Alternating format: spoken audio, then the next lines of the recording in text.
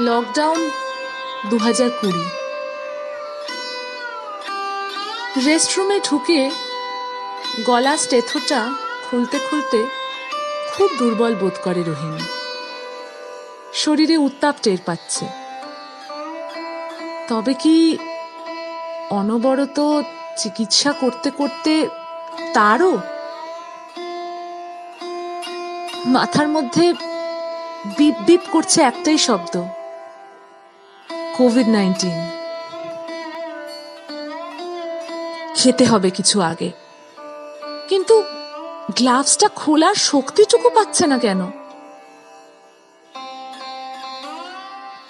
অজ্ঞান হয়ে যাওয়ার ঠিক আগের মুহূর্তে জানলা দিয়ে দেখতে পায় হাসপাতালের বারান্দায় নার্স শেলি মিডিয়ার কাছে চোখ মুছছে।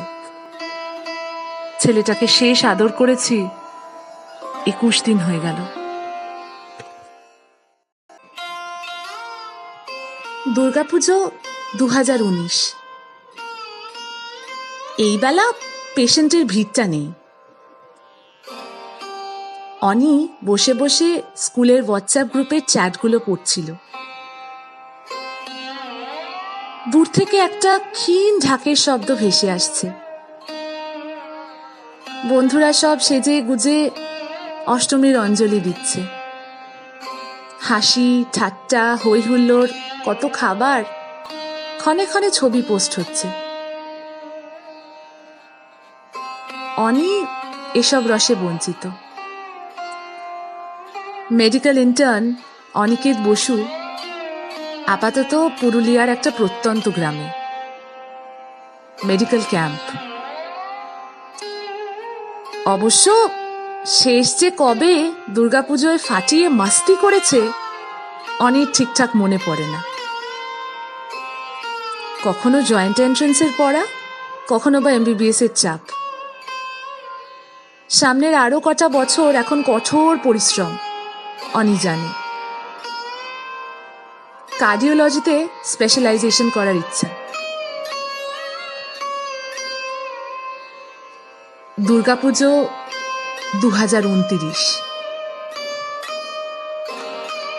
বাবা, তোমার বন্ধু তো বউ ছেলেকে নিয়ে সুইজারল্যান্ড বেড়াতে গেছে গো।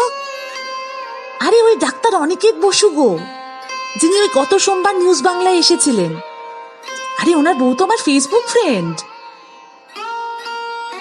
হু বাবা, যাবে না আবার? ব্যাটা তো পেশেন্ট জবাই করার টাকা। এরা সব আমাদের ট্যাক্সের টাকায় পড়বে আর তারপর আমাদেরকেই জবাই করবে। এক একজন ডাক্তারের ফিস দেখেছো? মানে ভাবো, যদি 500 টাকাও হয়, দিনে যদি 20টা পেশেন্টও দেখে, দিনের রোজগার 10,000। মানে মাসে কত ভাবতে পারছো? যত সব জোচ্চুরি। মাঝে মাঝে ভাবি ডাক্তারিটা পড়লেই হতো। তা পড়লে না কেন গো? পড়লাম না, বিয়ে আমার বাবারও তো সামর্থ্য ছিল না। তোমার মেধাটা ছিল তো। আম্মির কবরের সামনে বসে আকাশের দিকে এক দৃষ্টে চেয়েছিল ছোট্ট জাকির। পৃথিবী আজ শান্ত হয়েছে। খুলেছে অফিস, কোর্ট, শপিং মল। সে এখন দিব্যি ব্যাগ ঝুলিয়ে স্কুলে যায়। সিনেমা হলগুলোর সামনে আবার ভিড় হয়। দল বেঁধে কাল সিকিম বেড়াতে গেল পাশের পাড়ার চাচারা। কিন্তু আম্মি, তুমি কোথায় গেলে? তোমার দেখা স্বপ্নটা সত্যি হয়েছে আজ। আমাকে ফেলে, আব্বুকে ফেলে তুমি রোজ যে কর্তব্যটা পালন করতে ছুটে যেতে, যে শতাধিক কোভিড আক্রান্তদের একে একে সারিয়ে তুলেছ, দেখো আম্মি, ওরা সবাই আজ এই সুস্থ পৃথিবীতে শ্বাস নিচ্ছে, কিন্তু আম্মি, কেউ না জানুক, আমি জানি তুমি মোটেই ভালো ডাক্তার নও। এত মানুষকে জীবাণুমুক্ত করলে আর ওই জীবাণুর কাছে নিজে হেরে গেলে কেমন করে আম্মি? পরিবহ প্রাণে বেঁচে গেলেও নাকি কোনোদিন গাড়ি চালানো বা সাঁতার কাটা এইসব করতে পারবে না। খবরের কাগজটা মুড়তে মুড়তে বললেন দুলালবাবু। ওনার চোখের কোণটা চিকচিক করছে। উল্টো দিকে মুগ্ধা দেবীও ডান হাতের চেটো দিয়ে চোখ থেকে নেমে আসা জলের ধারাটা মুছে ফেললেন কোনো রকমে। দুজনের মুখেই কোনো কথা নেই। দুজনেরই মনে পড়ে যাচ্ছে 15 বছর আগের সেই রাত। ওনাদের একমাত্র সন্তান প্রতিম, ওনাদের নয়নের মণি। দুলালবাবুর কারখানা বন্ধ হয়ে গেছিল। খুব কষ্ট করে নিজের গয়না বন্ধক দিয়ে ছেলেকে পড়িয়েছিলেন মুগ্ধা দেবী, ডাক্তার বানিয়েছিলেন, শিখিয়েছিলেন শুধু 10টা 5টার চাকরি নয় শোনা, মানুষের মতো মানুষ হয়ে দেখাতে হবে। আর তাই মদ খেয়ে গাড়ির অ্যাক্সিডেন্ট করা ছেলেটাকে যখন নিতে চায়নি কোনো হাসপাতাল, প্রতিম জোর করে তার নার্সিংহোম কর্তৃপক্ষের বিরুদ্ধে গিয়ে একবার শেষ চেষ্টা করে দেখতে চেয়েছিল। প্রবল রক্তক্ষরণ হচ্ছিল, একদম বিনা চিকিৎসায় চলে যাবে ছেলেটা। মন মানতে চায়নি একদম। কিন্তু সেই রাতে একটা নয়, চলে গেছিল দুটো তাজা প্রাণ। একজন মদ খেয়ে গাড়ি চালিয়ে চূড়ান্ত দায়িত্বজ্ঞানহীনতার মূল্য চুকিয়েছিল, অপরজন তাকে বাঁচানোর বিফল চেষ্টায় অসক্ষম হয়ে উত্তেজিত জনতার রোষের শিকার হয়েছিল। দায়িত্ব যখন নিয়েছেন বাঁচাতেই হবে, ওসব আমরা শুনবো না। ডাক্তার সেজে বসেছেন কেন তবে?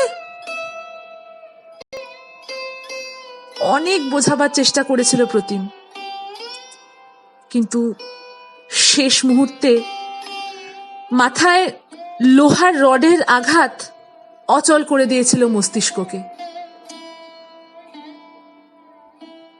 দুদিন জমে মানুষে টানাটানি, আর তারপর রাজ্য হারিয়েছিল এক মানব দরদী ডাক্তারকে,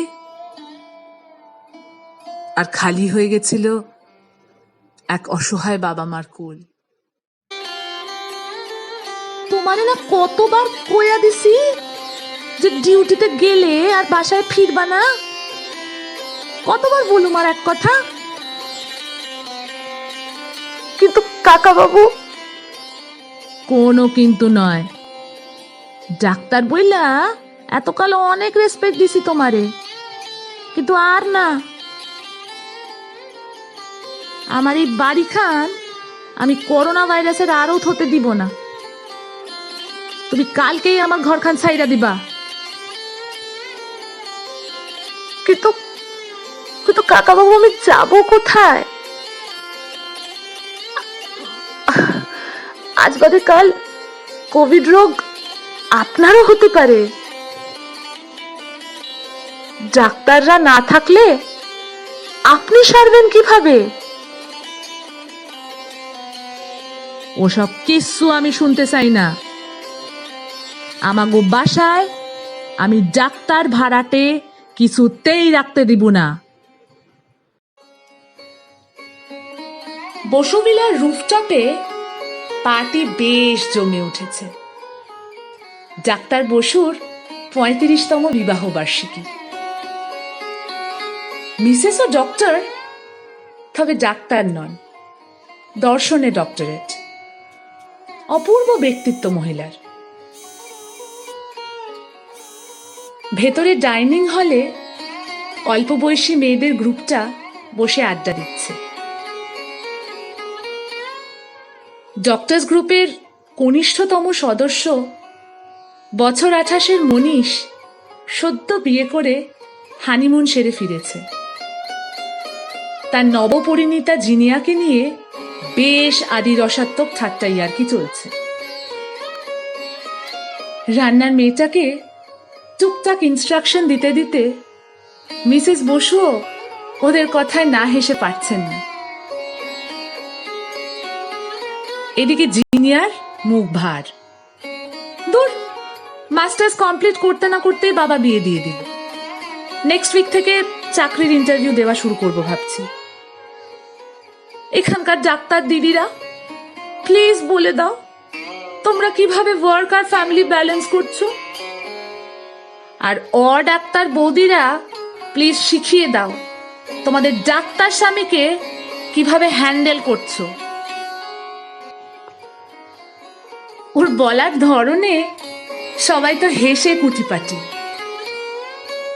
কেউ একজন ফুট কাটলো, এই তো হানিমুন সেরে এলি, কিভাবে হ্যান্ডেল করতে হয় বরঞ্চ আমরাই ভাবছিলাম তোর থেকে শিখব। সে গুড়ে বালি বৌদি, আর doctor is always on duty. আমাদের পাশের রুমে হঠাৎ এক সুন্দরীর হাঁটুর মালাই চাকি ঘুরে সে যা অবস্থা, উনি পুরো সময়টাই তার সেবায় কাটিয়ে দিলেন। আমার হানিমুন মাথায় উঠেছে। উত্তরে আরেকটি অল্প বয়সী ডাক্তার মেয়ে আরো রসালো কিছু বলে উঠল। হাসছে সকলে। মিসেস বসু বেরিয়ে এলেন। 35 বছর আগের এই দিনটার কথা বড্ড মনে পড়ছে। সেই সময় কন্যাদান, কনকাঞ্জলি, লগ্ন এগুলো বড় বেশি জরুরি ছিল মানুষের কাছে। কিন্তু ডাক্তার বসুর কল্যাণে সেই জামানায় লগ্নভ্রষ্টা হতে হয়েছিল তাকে। সব রেডি। শুভবৃষ্টির উদ্দেশ্যে পানপাতাটা সবে সরিয়ে সলজ্জ দৃষ্টিতে তাকাতে যাবেন, এমন সময় ধুপ করে একটা আওয়াজ আর নারী কণ্ঠের তীব্র চিৎকার। ধীরু কাকু হঠাৎ বুকে হাত দিয়ে শুয়ে পড়েছে। চোখ দুটো ঠিকরে বেরিয়ে আসছে প্রায়। ধীরু কাকু বাবার গাড়ি চালাতেন। প্রায় নিজের মেয়ের বিয়ের সমানই খেটেছিলেন। হয়তো ধকল নিতে পারেননি। সকলে যখন হাসপাতালে নিয়ে যাওয়ার কথা ভাবছেন, যার বিয়ে সেই বর ততক্ষণে টোপর খুলে উত্তরীয় ফেলে কনের বাড়ির ড্রাইভারের বুকে ম্যাসাজ করতে শুরু করে দিয়েছে। এদিকে লগ্ন বয়ে যায়, পুরোহিত মশাই তাড়া দিচ্ছেন। কে শোনে কার কথা? উনি তো অবাক। একজনের প্রাণ যায় যায়, আর আমি এখন লগ্নের কথা ভাববো। কাগজ কলম চেয়ে নিয়ে ওষুধের নাম লিখলেন। কি ভেবে ওপরে ডাক্তারির লাইসেন্স নম্বরটাও লিখলেন। নয়তো ওইসব ইঞ্জেকশন এমনি দেবে না। আত্মীয় স্বজন একে একে খেয়ে বিদায় নিলেন। উনি তখনও স্যান্ডো গেঞ্জি পরেই লাইফ সেভিং ড্রাগ পুশ করতে ব্যস্ত। অবশেষে শেষ রাতের ঢুলু ঢুলু চোখে 4 হাতের মিলন হয়েছিল। ততক্ষণে পাড়ায় আর আত্মীয় মহলে উনি হিরো। দুহাত ভরে আশীর্বাদ করেছিলেন পুরোহিত মশাইও। সেই শুরু। তারপর এই ৩৫ বছরে মিসেস বসু হাড়ে হাড়ে জানেন, আর doctor is always on duty.